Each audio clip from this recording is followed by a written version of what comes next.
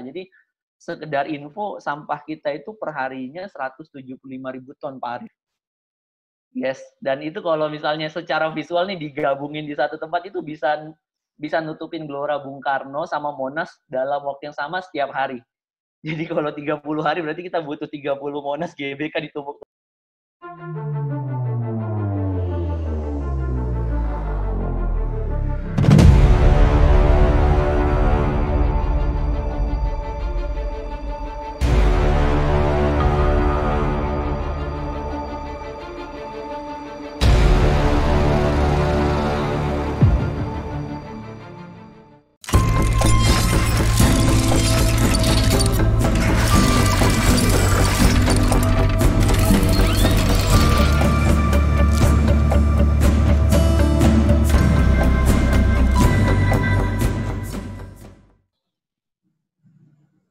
Assalamualaikum warahmatullahi wabarakatuh.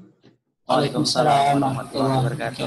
Sahabat Super Brain sekalian, malam ini saya ngobrol santai dengan 3 orang pemuda yang sangat-sangat visioner dan mereka memiliki inisiatif yang saya rasa benar-benar solutif terhadap masalah yang kita hadapi saat ini. Bagaimana menyelamatkan bumi dari kerusakan diakibatkan oleh sampah-sampah yang banyak sekali kita buang di mana-mana ya.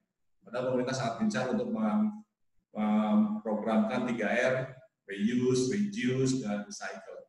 Saya saat ini bersama dengan Mas Faris ya, kemudian Mas Yugor, Assalamualaikum Mas Yugor, dan Mas Angga. Ketiganya memiliki inisiatif untuk membuat suatu program yang disebut dengan Kibumi. Nah, tapi saya mohon kepada masing-masing untuk memperkenalkan diri dulu, mungkin sebelum nanti kita masuk kepada episode pertama tentang apa sih Kibumi itu. Saya persilakan kepada Mas Faris dulu. Oke, Assalamualaikum warahmatullahi wabarakatuh. Waalaikumsalam. Nih, makasih banyak nih Pak Arif sudah diizinkan masuk ke channel Kabuzen. Alhamdulillah, terima kasih sama-sama Mas. Jadi, perkenalkan saya Hadian Faris Azhar, selaku founder dan CEO di kibumi.id. Jadi saya sendiri sih memang punya background di bidang lingkungan cukup lama karena dulu kuliahnya di IPB, ambil jurusannya ilmu dan teknologi kelautan. Jadi isu-isu kelautan terutama tentang marine debris, tentang sampah laut kita yang mencemari lautan tuh cukup ngena, apalagi dulu orang tua saya tuh getol banget ngasih majalah National Geography, jadi itu jadi bacaan. Jadi isu-isu dari SD tuh ini kayaknya jadi ngena banget lah persoalan-persoalan itu. Jadi ya background pendidikan IPB, tapi IPB beda sama 2 teman saya Pak Arif. Kalau teman saya kan sampai S2 rajin kuliahnya. Kebetulan saya cuma sampai semester 2 agak males kuliahnya. Jadi lebih memilih fokus ke wirausaha dan sosial waktu itu. Jadi tapi karena saya tahu ada ruang kosong yang saya perlu isi, jadi saya cari teman-teman yang tetap mereka punya knowledge lebih lagi, makanya saya tetap ini. Jadi saya lebih ke arah praktisinya, tapi kalau bicara knowledge, saya cari teman-teman yang memang dia punya. Ya, alhamdulillah ketemu sama Mas Angga ini di bidang finance-nya, kemudian sama Mas Yugor di bidang energi yang sustain-nya. Jadi itu sih kalau background. Saya beri kesempatan dulu kepada Mas Yugor sekarang untuk memperkenalkan diri dulu, Mas Yugor. Oke, bismillahirrahmanirrahim. Terima kasih Pak Arif. Ya, jadi saya lulusannya dari ITS Surabaya, Pak. Kemarin saya background-nya di energi, ambilnya di Surabaya. Kemudian lama juga di Ciheras, Pak. Lentera Bumi Nusantara. Mungkin kalau Bapak kenal Bang Ricky Elson yang buat mobil listrik untuk Selo yang kerjasama dengan Thailand. Ya, kebetulan saya kemarin research-nya di sana Pak untuk turbin angin, untuk generator. Jadi memang passion-nya di bidang energi. Saya aslinya dari Nusa Tenggara Timur, NTT Pak. Halo. Oh, baik. Terima kasih ya. Terima kasih. Mas Yugor ya. Berikutnya saya kepada Mas Angga. Silakan Mas Angga, mungkin bisa perkenalkan diri. Baik, makasih Bapak Arif, Badrudin. Saya di Manggala Putra, dipanggil sama teman-teman itu Angga. Kelihatan dari namanya Andi, jadi dari Makassar. Orang Bugis. Ya. Saya S1 di Unhas, ngambil akuntansi. Kemudian lolos LPDP alhamdulillah dan dapat pembinaan bahasa Inggris. Nah, berteman bersama Yugor itu di pembinaan bahasa Inggris di ITB. Di ITB selama 6 bulan. Nah, itu kekerabatannya terbangun banget sampai sekarang. Kita mengajak kolaborasi karena percaya banget sama Bro Yugor. Dan berkenalan sama Faris sudah sejak S1 juga tahun 2011. Jadi udah hampir 9 tahun pertemanannya.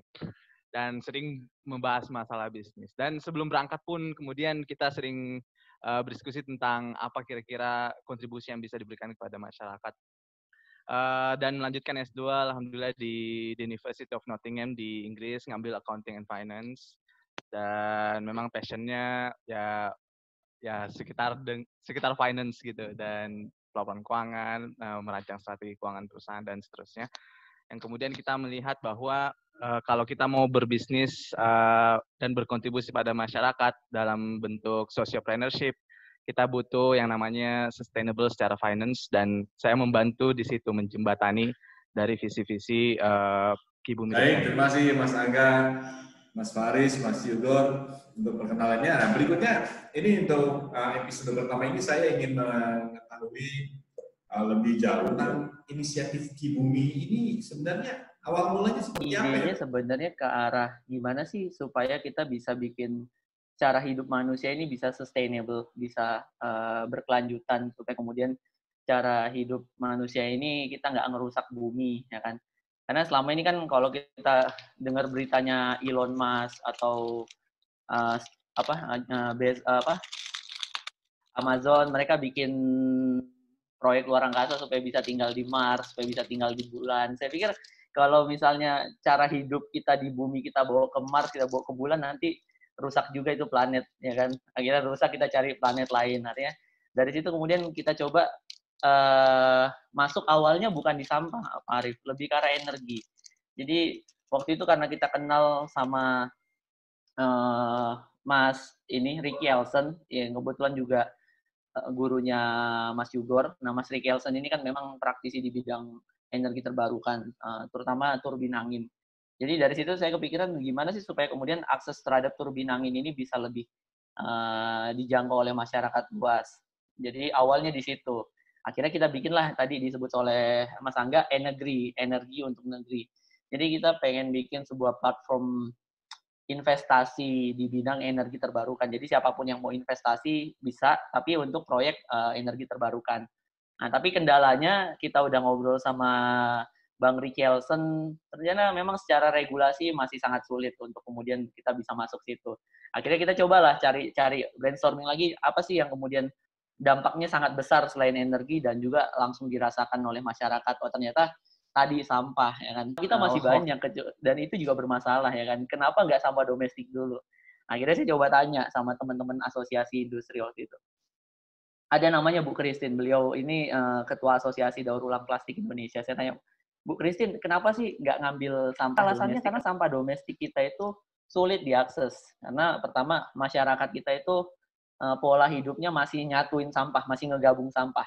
Nggak dia pilah. Kemudian, kalaupun ada yang milah, manajemen pengelolaan sampah kita itu cuma collecting and dumping. Jadi masyarakat udah milah, nanti sama penjemput disatuin lagi di bak sampah, terus didumping di TPA. Akhirnya sulit untuk industri mengakses ke TPA. Jadi itu. Dan kedua, mahal. Walaupun bisa diakses, ternyata memang ada yang mengakses, kayak teman-teman informal, pemulung, pengepul, tapi harganya jadi mahal karena dari pemulung ke pengepul, pelapak besar sampai ke industri itu sudah mahal. Jadi buat mereka secara ekonomi lebih ekonomis impor sampah. Nah, dari situ saya bilang, oh berarti sebenarnya ini ada solusi buat permasalahan sampah kita. Jadi sekedar info, sampah kita itu per harinya 175.000 ton, Pak Arif. Yes, dan itu kalau misalnya secara visual nih digabungin di satu tempat itu bisa nutupin Gelora Bung Karno sama Monas dalam waktu yang sama setiap hari. Jadi kalau 30 hari berarti kita butuh 30 Monas GBK ditumpuk. Nah, disitulah kemudian saya langsung bilang ke Mas Angga, ini kayaknya perlu kita hitung secara keekonomiannya karena memang beliau pakar di situ. Masa nggak ini coba deh kita coba hitung deh, siapa tahu kemudian ini bisa ada nilai keekonomian sembari kita bikin sebuah bisnis, kita juga bisa selesaikan masalah. Dan saya juga berharap ini juga bisa membantu sektor informal, terutama pemulung, ketimbang mereka mulung di TPA yang notabene itu berbahaya, resikonya tinggi. Kenapa kemudian kita jadikan mereka mitra ke tempat-tempat pemilahan sampah yang jauh lebih